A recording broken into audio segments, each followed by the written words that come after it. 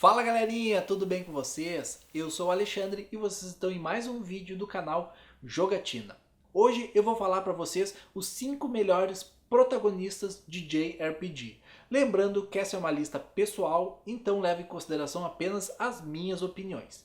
Mas antes de começar a listar, vou fazer aquele pedido que eu sempre faço. Se inscrevam no canal, deem um joinha aí no vídeo, ative o sininho se ainda não está ativo e claro, comentem o que vocês acharam do vídeo e sugestões de pautas para os próximos vídeos. A opinião de vocês é muito importante. Lembrando que a gente posta vídeo aqui todas as semanas, tá bem? Então, bora pro vídeo. Nos jogos de JRPG, existem diversos pontos fortes que deixam tudo muito bom.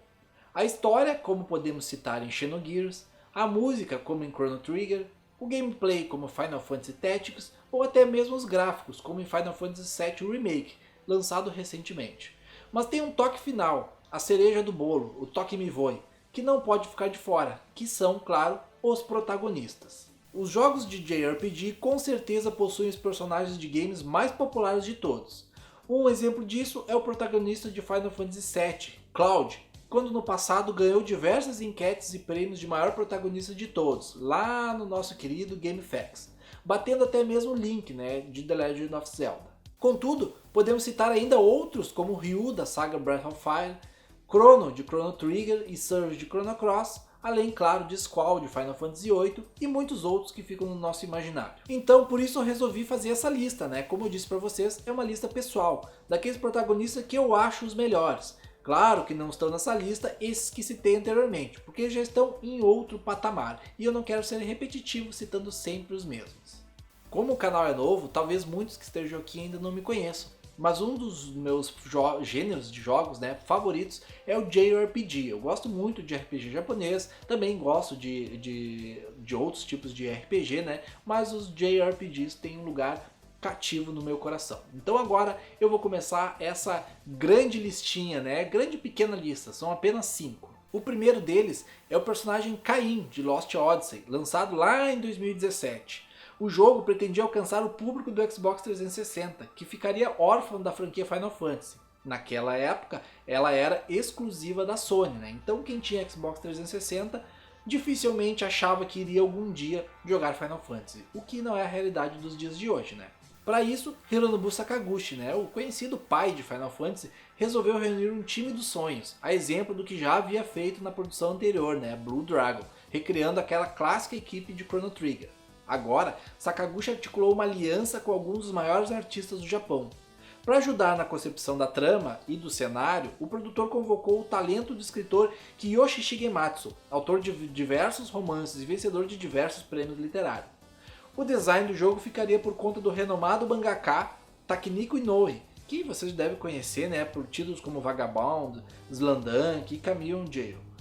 Por fim, a trilha sonora ficou pelo nosso querido, o grande mestre Nobuo Uematsu, o mesmo da série Final Fantasy, Super Smash Bros., o próprio Blue Dragon, entre outros. Mas sobre o protagonista, Caim, ou o nome completo dele, Caim Argonar, é um imortal cuja longa existência já se estende por cerca de 1000 anos. Pô, viver 1000 anos, não é mole. Entretanto, por razões desconhecidas, suas memórias apenas cobrem os últimos 30 e poucos anos de vida. Então, tudo aquilo que ele viveu nesses 1000 anos, ele não se lembra de quase nada, com exceção, claro, dos 30 e pouquinho anos dele. Então ele não se recorda e nem se lembra do passado. Ele simplesmente segue ordens e caminha de acordo com a trilha que aparece na sua frente. Caim é um personagem muito forte, que no decorrer da trama vai descobrindo um pouco mais sobre o seu passado e acaba vindo à tona diversas faces da sua personalidade.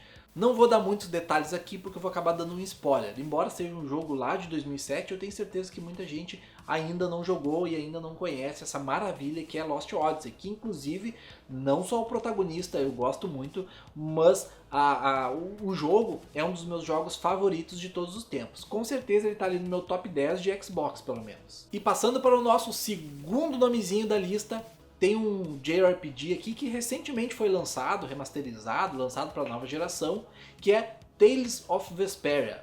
Mais precisamente eu estou falando de Yuri, né, o seu protagonista. Quando foi lançado originalmente lá em 2008, o Tales of Vesperia foi uma grata surpresa, tanto para os fãs da saga Tales, quanto aqueles que nunca tinham jogado nada da série, sendo considerado um dos melhores RPGs do ano em todos os quesitos mais importantes para o gênero, gráfico, trilha sonora e principalmente o roteiro.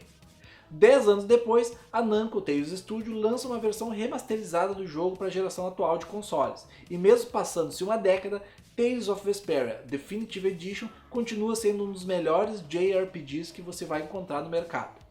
O jogo foi lançado para PlayStation 4, Xbox One, Nintendo Switch e até mesmo para PC. Um dos pontos mais elogiados de Tales of Vesperia sempre foi a sua história, que se mantém intacta nessa nova geração do jogo. Ela se passa em Terca Lume Reis, um mundo dominado por monstros e onde os humanos utilizam pedras mágicas, conhecidas como Blastias, para criar barreiras que protegem cidades e vidas desses monstros, tornando esses lugares seguros para o desenvolvimento humano. Mas falando do protagonista, Yuri Lowell é um ex-cavaleiro do Império que agora vive nos subúrbios da capital Zafias.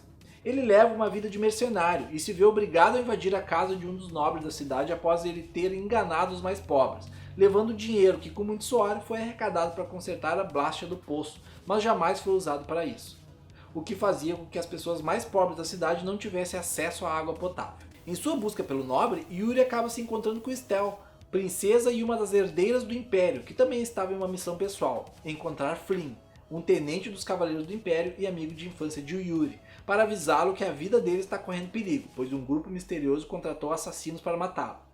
Então, Yuri e Estel acabam por juntar forças e o que começa com uma jornada pessoal acaba se tornando algo muito maior. O que eu gosto muito no Yuri é algo marcante, né, nos personagens de JRPG e nos personagens também de animes daquela época, que é a sua personalidade forte, né? Ele quase que funciona como um anti-herói, né? Ele é um cara durão, mas que quando ele precisa fazer justiça, ele faz. Então, o nosso segundo lugar da lista, que na verdade eu elenquei 5, mas elas não estão em ordem, né? Então, o nosso segundo indicado aqui é Yuri Lowell de Tales of Vesperia.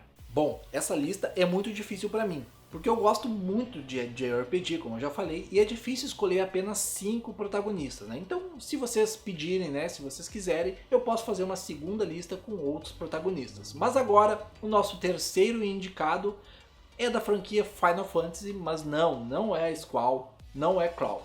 Ele é Zidane, protagonista de Final Fantasy IX. Bom, a história, a trama e tudo que gira em torno de Final Fantasy IX provavelmente deve ser conhecido para vocês. Mas falando um pouco de Zidane, né, ele é um personagem um pouco mulherengo, isso é bem retratado no game, é até bem engraçado, né, porque ele acaba se metendo em muita confusão por causa disso. Mas apesar das acusações de que ele só pensa em mulheres, Zidane pode ficar sério quando a situação pede por isso, né? Então ele aconselha o grupo diversas vezes sobre vários aspectos da vida e seu modo de agir e falar é descontraído e casual. Então tudo bem, ele pensa bastante em mulheres, né? O que tá, de certa forma também está errado. Mas ele também acaba pensando nos outros, né? E apesar de confiar nas habilidades dele, o Zidane guarda muitas inseguranças do passado, né? E esconde a solidão dele. Embora ele seja alegre na maior parte do tempo, Zidane às vezes fica deprimido, solitário e questiona o porquê de existir. Ele valoriza a amizade, mas procura manter seus problemas para si mesmo e enfrentá-los sozinho. Zidane passa a gostar de Garnet e age como seu irmão mais velho para Vivi. Com outros membros do grupo, até mesmo Steiner e Amaranth, que não gostam dele, Zidane é geralmente amigável. O que eu gosto muito do Zidane é que ele acaba se aproximando um pouco mais como um personagem humano, né? Ele é por muitas vezes solitário, ele é por muitas vezes depressivo, ele tem os seus problemas internos e ele acaba não conseguindo externar. Então essa parte humana do Zidane acaba chamando muita atenção. Também, claro, né? Sua bravura, todo o seu desenvolvimento como personagem em Final Fantasy IX. Ele é um ótimo personagem, eu gosto muito dele.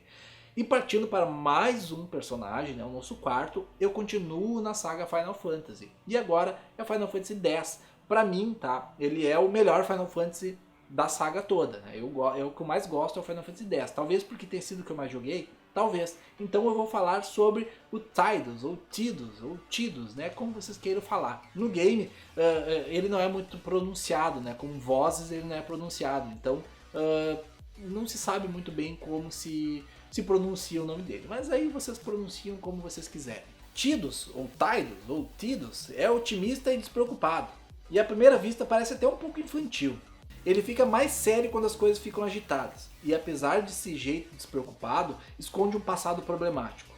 Tidus é sensível e até mesmo ao dar uma resposta emocional para a maioria de seus argumentos, tende a dar uma boa justificativa. Ter visto seu pai jogar blitzball por toda a sua infância o impulsionou a se tornar um jogador também. Para desgosto de Tidus, ele tem semelhanças com seu pai, mesmo quase sempre negando isso, e nunca se preocupa sobre a situação presente, deixando as coisas para um outro dia, sempre procrastinando, traços que ele desprezava em seu pai. A semelhança de Tidus com seu pai é apontada por Auron, que diz que Tidus é aquele que foge. Uma grande parte da personalidade de Tidus foi moldada pelos comentários que ele usou para ignorar seu pai, sendo que ele cresceu com raiva dele. Apesar de ter sido ofensivo por fora, em seu coração Jack estava orgulhoso de seu filho. Tidus confronta sua infância e sua relação com seu pai enquanto vive sua nova vida em Spira, e amadurece em um atleta egocêntrico e fraco a partir de um herói altruísta. Então aqui com o Tidus, a gente tem mais um personagem que se aproxima um pouco mais de humano, Ele é muito altruísta, mas ao mesmo tempo ele é um cara muito problemático. Então isso é uma característica marcante nele. E eu acho toda a trama de Final Fantasy X tão boa que é difícil de escolher somente um personagem favorito, Como aqui a gente está falando em protagonistas, foi fácil colocar o Tidus porque ele é protagonista, mas a Yuna também pode ser uma protagonista, então ela seria uma grande protagonista também. Na verdade ela é protagonista do 10-2, mas isso é um assunto para outro momento. Agora a gente vai para o grande finale, a reta final, o último dos moicanos, a cereja do bolo, o maior personagem. Para mim, como eu disse, essa não é uma lista de ordem, não é do quinto pro primeiro ou do primeiro pro quinto, mas esse personagem que eu vou citar agora, pra mim é o melhor personagem de JRPG de todos os tempos, pelo menos lançado até o momento. Que vocês conseguem adivinhar? O último personagem a ser citado aqui é o Faithful One de Xenogears. Quando eu penso em protagonista de JRPG, Fei é o primeiro que me vem em mente. Ele é simplesmente o mais memorável de todos, e eu vou te explicar o motivo.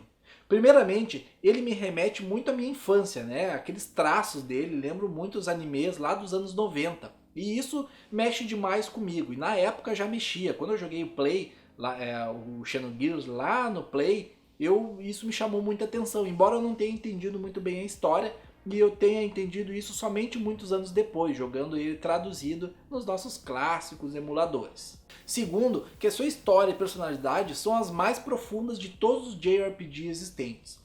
No início do jogo, em Lahan, Fei parece ser um jovem comum que não consegue se lembrar de seu passado, não tendo memória de sua vida antes da sua chegada em Lahan. Ele é ingênuo e inconsciente do mundo em que vive. Fei gosta de ensinar artes marciais para as crianças e é adorado pelos aldeões. Nota-se também que Fei ama os animais. Seu hobby é pintar, uma habilidade que ele parece ter herdado de um artista habilidoso. Um aspecto notável de Fei é que ele tem um forte senso de justiça, enquanto a princípio ele tenta evitar a violência, com medo de que seus poderes destruam aqueles de quem ele se importa. É finalmente seus laços crescentes com os outros que o atrai de volta, colocando sua vida em risco na batalha.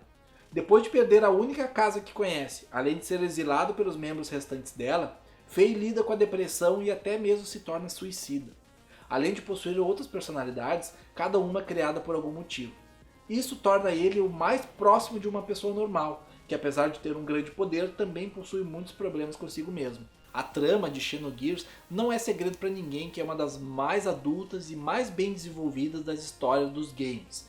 Então ele se torna um jogo memorável e o personagem não fica longe disso. Para mim é o melhor JRPG de todos os tempos.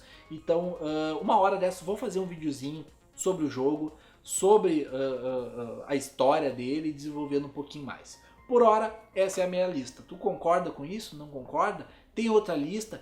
Quer uma segunda parte desse vídeo? Então deixa aí nos comentários o que vocês acharam, Não se esqueçam de se inscrever no canal, dar um like, ativa o sininho, que a gente tem vídeo aqui toda semana, tá? Muito obrigado por me acompanhar até aqui. Semana que vem estamos de volta. Um forte abraço e tchau!